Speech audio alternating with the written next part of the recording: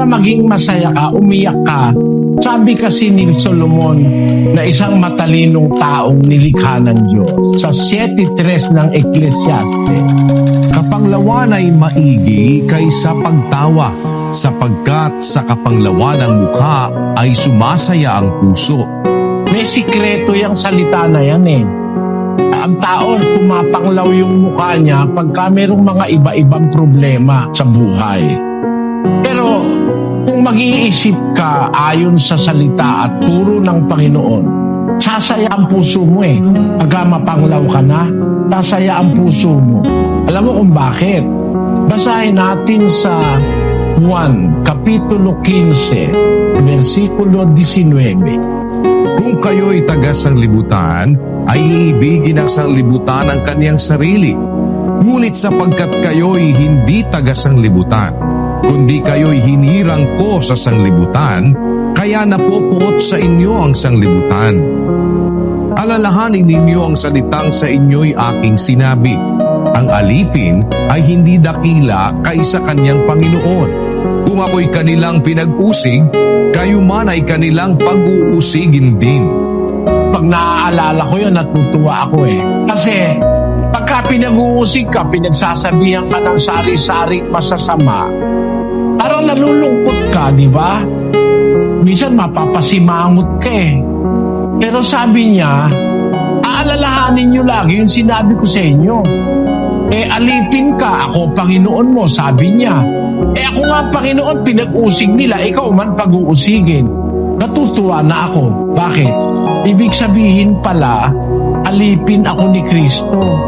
Kung paano siyang pinag-usig, pag-uusigin din ako. Nangyari sa kanya, mangyayari rin sa akin. Kaya nga ako'y nagkaganito, nakarating ako ng Brazil dahil sa pag-uusig sa akin. Sari-saring kasinungalingan ang inimbento para ako ipakulong. Ngayon, natutuwa na rin ako. Masaya ang puso ko. Naisip ko yung sinabi ni Kristo at sinabi ni Solomon. Ang kapanglawan maigi kaysa pagtawa. Mabuti na yung nalulungkot ka paminsan-minsan eh. Kesa lagi kang nakatawa eh. Alam mo kasi ganito, no? Sa mundo wala namang bagyo na tumatagal ng 100 taon eh. After ng bagyo, sisikat ang araw. Di ba? Nakangiti ka na ngayon.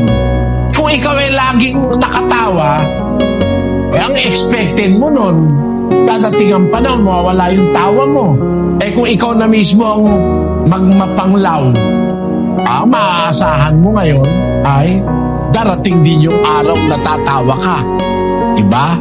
Basahin natin ang Mateo. Ganito ang sinasabi ng Panginoong Hesukristo. 5:11 kapatid na Daniel. Mapapalad kayo pagka kayo'y inaalimura at kayo'y pinag-uusig at kayo'y pinagwiwikaan ng sari-saring masama na pawang kasinungalingan dahil sa akin. Mangagala kayo at magagsayang totoo sapagkat malaki ang ganti sa inyo sa langit. Kaya nang ginawa sa akin, puro kasinungalingan pinagsasabi. Kaya kahit ako nalulungkot, natutuwa rin ako. Bakit? Sabi kasi ng Biblia mapapalad kayo pagka kayo inaalimura, kayo pinag-uusig, kayo pinagwiwikaan ng sari-saring masama na pawang kasinungalingan dahil sa akin. Mangagala kayo. Sabihin mo, pinagsasabihan ka na ng masama, magagala ka pa. Bakit? Kasi malaki ang ganti sa inyo sa langit.